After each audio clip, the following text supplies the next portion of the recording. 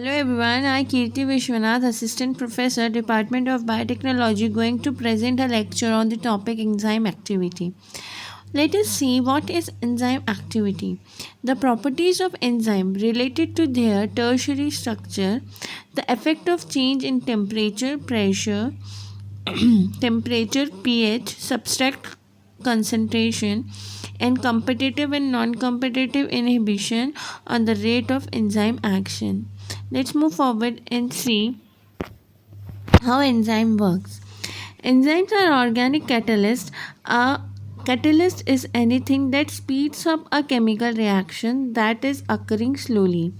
How does a catalyst work? The explanation of what happens lies in the fact that the most chemical reaction that release energy, exothermic reaction, require an input of some energy to get them going. The initial input of energy is called the activation energy. As you can see in the diagram, this is the region where activation energy is without an enzyme. This is free energy, okay, and this is the activation energy where with an enzyme, and subtract energy level, and this is the net energy released by the reaction. This diagram, this one, shows the activation energy of an enzyme, and this diagram shows the subtract energy level, this line, red line. Moving forward, let's see what are enzymes. An enzyme is a biological catalyst. The packets formed by tertiary and quaternary structure can hold specific substance, means substrates. These pockets are called active sites. When all the proper substrates are nested in a particular enzyme active site, the enzyme can cause them to react quickly. Once the reaction is complete, the enzyme releases the finished product and goes back to work on more substance. Properties of enzyme relating to their tertiary structure. The activity of enzyme is strongly affected by change in pH and temperature. Each enzyme works best at a certain pH and temperature. Its activity decreasing at value above and below that point. This is because of importance of tertiary structure in enzyme functions and force enzyme force. Example, ionic interaction and hydrogen bond in determining that shape. As you can see in this, there is a change due to temperature, and there is a change due to pH. The effect of change in temperature. Enzymes work best at an optimum temperature. Below this, an increase in temperature provides more kinetic energy to that molecule involved. The number of cohesion between enzyme and substrate will increase, so the rate will too. The above the optimum temperature and the enzyme are denatured. Bonds holding the structure together will be broken and the active site loses its shape and will no longer work. The effect of change in pH. As the temperature enzyme have an optimum pH. If the pH changes much from of the optimum, the chemical nature of an amino acid can change. This may result in a change in the bond, and so the tertiary structure may be broken down. The active site will be disrupted and the enzyme will be denatured. The effect of change in concentration.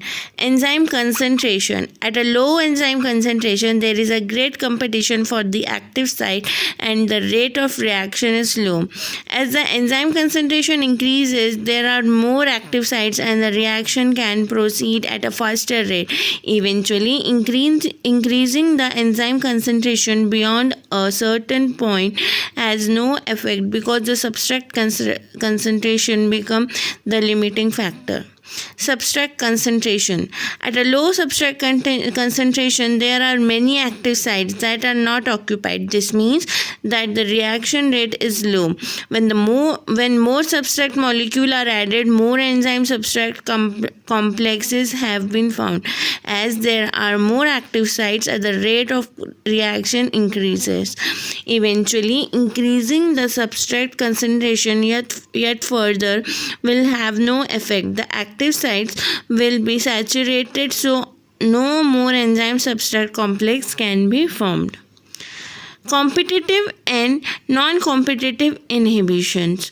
Inhibitors slow down the rate of reaction. Sometimes this is a necessary way for making sure that the reaction does not proceed too fast. At other times it is undesirable.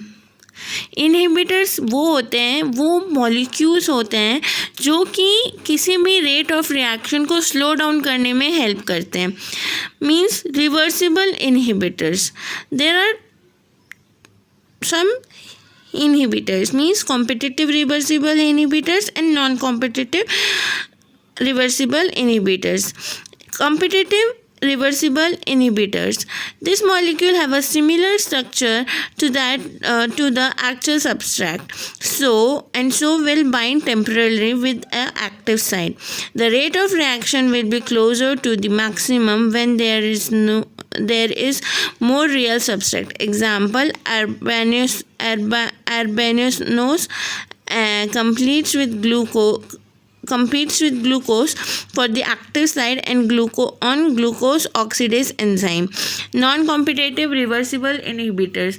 These molecules are not necessarily anything that like the substrate in shape that they bind with the enzyme but not at the active site. This binding does change the shape of enzyme though so the reaction rate decreases.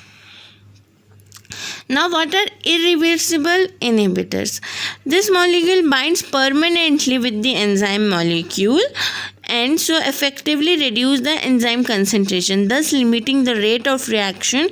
For example, cyanide irreversibly inhibits the enzyme cytochrome oxidase found in the electron transport chain used in respiration. If this cannot be used, death will occur.